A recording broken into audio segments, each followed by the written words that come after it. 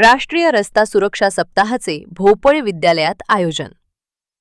जिल्हा रस्ता सुरक्षा समिती अकोला व सार्वजनिक बांधकाम विभाग उपविभाग तेल्हाराच्या वतीनं सहदेवराव भोपळे विद्यालय व कनिष्ठ महाविद्यालयात 37व्या राष्ट्रीय रस्ता सुरक्षा सप्ताह 2026 निमित्त जनजागृती अभियान उपविभागीय अधिकारी धनंजय बर्डे यांच्या मार्गदर्शनात राबवण्यात आले। या अभियानांतर्गत जनजागृती उपक्रम कार्यक्रमाच्या अध्यक्षस्थानी महात्मा फुले शिक्षण संस्थेचे अध्यक्ष अनिल कुमार भोपळे हे होते।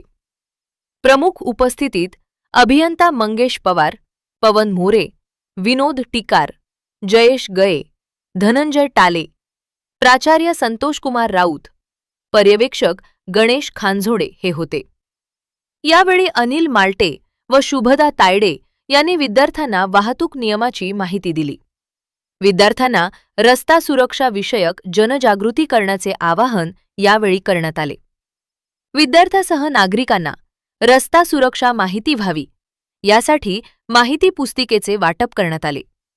अध्यक्षीय मनोगतात अनिल कुमार भोपळे यांनी विद्यार्थ्यांनी रस्त्याने जाताना वाहतूक नियमाचे पालन करावे तसेच विनापरवाना गाडी चालवू नये असे सांगून सांगितले।